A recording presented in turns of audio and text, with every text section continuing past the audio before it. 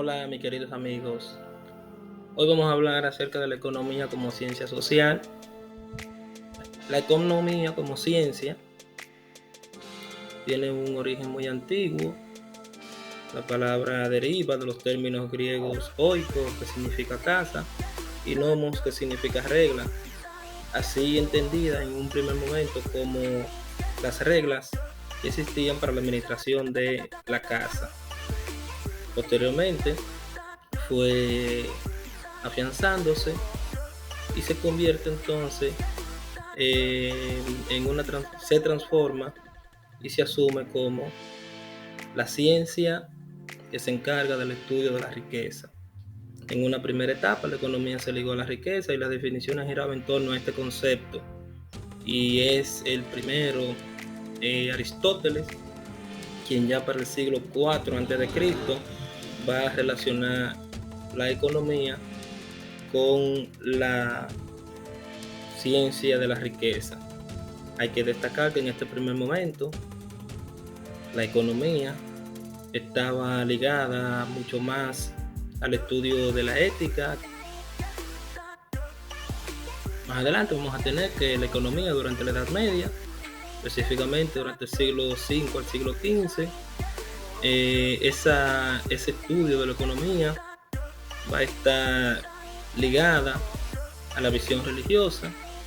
Es de esta manera que los escolásticos sustituyen la visión aristotélica de que la economía está ligada al estudio de la riqueza y sobre todo enfocada a la ética, y la vinculan entonces a la fe, logrando así de esta manera que no hayan discusiones y atando el estudio de la economía a los postulados de la creencia religiosa.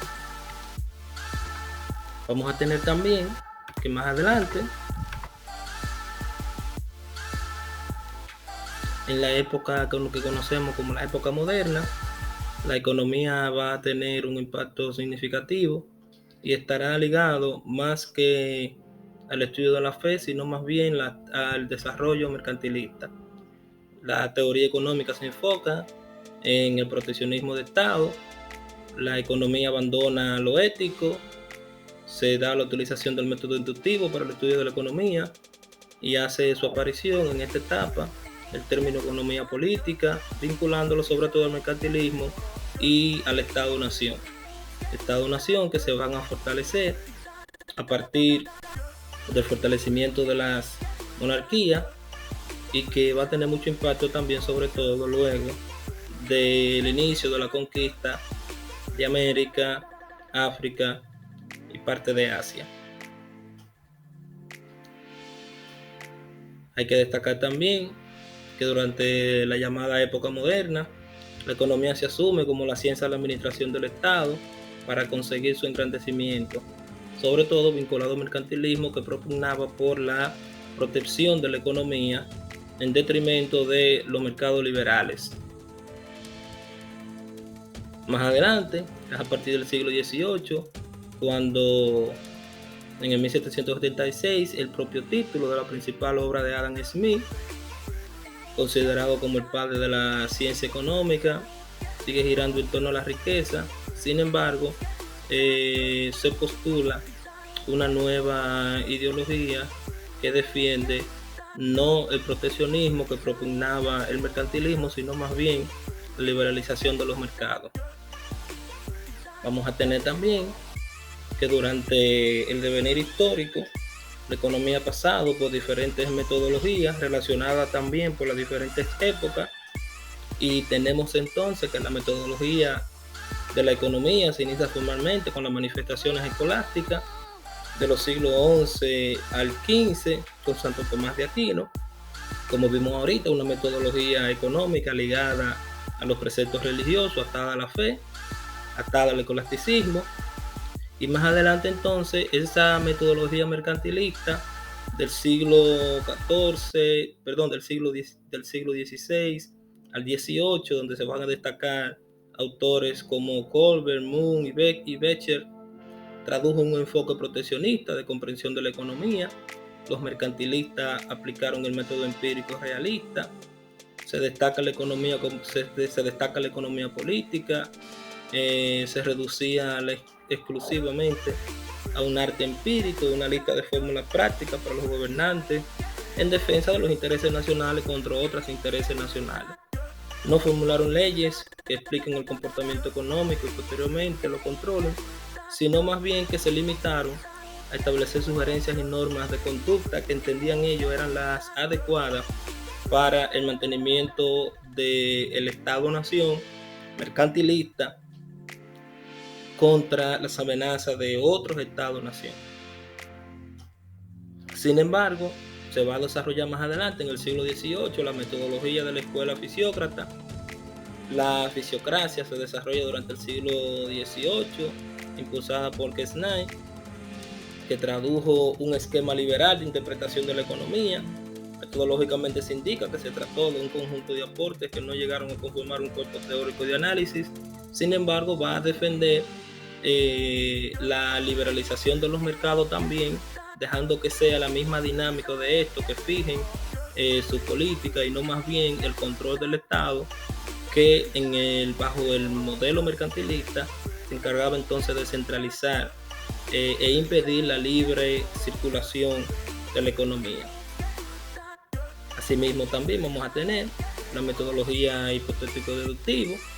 Este postula que las investigaciones científicas se inician a partir de una observación de los hechos, libre y carente de prejuicios.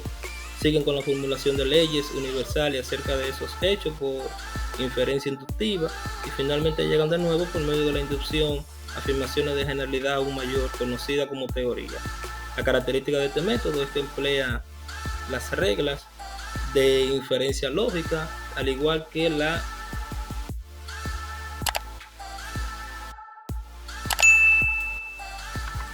deducción. Asimismo, vamos a tener en el ámbito de la historia como ciencia social diferentes componentes que nos van a poder ayudar a entender la importancia de la historia. Tenemos entonces que la historia como ciencia social se caracteriza, como bien ustedes saben, por el estudio del pasado de la humanidad. Esa es una definición genérica que ha llegado hasta nuestros días. Sin embargo, soy de lo que cree que la historia como ciencia social no tiene sentido si se encarga de estudiar solamente el pasado, si no se enfoca en estudiar el pasado para poder comprender nuestro presente y no quedarnos en el presente, sino que a partir de la comprensión del presente nosotros poder construir un mejor futuro. Entonces tendríamos que la ciencia de la historia se encarga del estudio del pasado de la humanidad para la comprensión del presente y la construcción de un mejor futuro. Esa historia, como ciencia social, también para su estudio tiene una división. Y vamos a tener entonces que en un momento determinado, según algunos pensadores, la historia tiene tres épocas en las que la podemos dividir. Tres grandes épocas.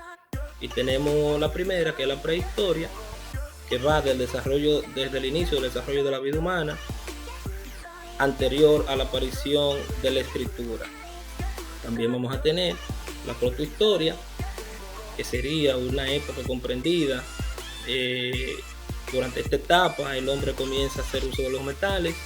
La guerra de Troya, por ejemplo, contada por la Ilíada, corresponde a esta etapa de la protohistoria, y se desarrolla también la dinastía incaica del antiguo Perú. Asimismo, vamos a tener otra subdivisión, que es la historia propiamente dicha. En esta etapa, en esta época, se da posterior a la aparición de la escritura, hacen aproximadamente unos 5.000 años. Y entonces tenemos esta subdivisión: prehistoria, protohistoria e historia. Hay que destacar también que otros autores establecen solamente la división de la historia para su estudio en dos componentes: la prehistoria y la historia. Con relación a la historia, como comprendo, un espacio sumamente amplio, se ha subdividido en edad de piedra y edad de metales. Esa prehistoria dividida en edad de piedra y edad de metales se subdivide entonces en paleolítico, mesolítico y neolítico, y en el caso de la edad de los metales, edad de cobre, edad de bronce, edad de hierro, para poder estudiar entonces cada una de las etapas por las que fue pasando en el proceso evolutivo del desarrollo humano. Asimismo, cuando entramos a la división de la época de la historia, vamos a tener otra subdivisión también que se ha asumido, que es la llamada en edades. Esas edades inician con la edad antigua, a partir de la aparición de la escritura, que hace más de 5.000 años, como hemos puntualizado, hasta la caída del Imperio Romano de Occidente en el siglo V. Aquí se van a desarrollar las civilizaciones antiguas, griega, romana en una primera etapa, la China, India, Mesopotamia, entre otras. Asimismo, vamos a tener una segunda edad, que es la Edad Media, que marca su inicio, la caída del Imperio Romano de Occidente, y va desde ese siglo V hasta el siglo XV, con la caída del Imperio Romano de Oriente, o lo que es lo mismo, la toma de Constantinopla por los turcos en el año 1453, y también se engloba el acontecimiento de la conquista de América de 1492. En esta Edad Media también se asume como parte de los acontecimientos que marcan su fin el desarrollo del humanismo, el movimiento humanista, y también el desarrollo del movimiento renacentista. Estos acontecimientos marcan la finalización de la Edad Media, época caracterizada por el pensamiento escolástico, caracterizada por la religiosidad, entre otros componentes.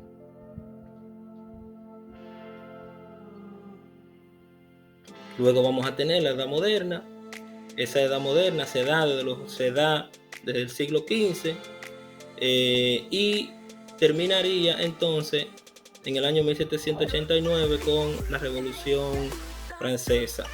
Durante este siglo XV se van a desarrollar todos los siglos de expansión europea, el fortalecimiento de los estados, la creación de los estados modernos, el desarrollo de la Revolución Protestante y muchísimos acontecimientos que desde el punto de vista de Europa van a significar un avance, una modernidad con relación a la época de la Edad Media. Y por último vamos a tener entonces en esta subdivisión de edades la Edad Contemporánea, que abarca desde la Revolución Francesa en 1789 hasta nuestros días.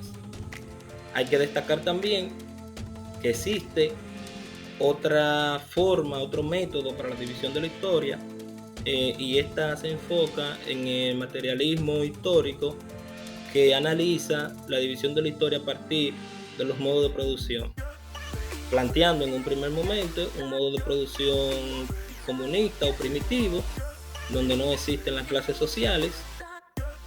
Otro momento en donde se da el desarrollo del esclavismo, con un sistema antagónico en donde se desarrolla la lucha de clase entre los esclavistas y el esclavo, pasando posteriormente al feudalismo, modo de producción desarrollado sobre todo durante la Edad Media, caracterizada por la lucha de clase entre el señor feudal y el siervo, y posteriormente entonces, cuando inicia la Edad Moderna y el desarrollo del comercio y de la burguesía, se plantea entonces el inicio del capitalismo, un sistema, modo de producción antagónico en el que se desarrolla la lucha entre la burguesía y el proletariado, planteando entonces un siguiente estado en donde se da de nuevo una abolición del poder de lo privado y de las luchas antagónicas, planteando entonces que vendría otro sistema que sería el socialismo, donde la propiedad de los medios de producción serían estatales,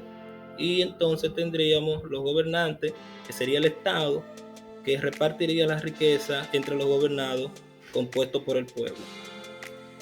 Hasta aquí hemos concluido con la forma de dividir la historia, esperando que este videito les pueda servir para su repaso y orientación.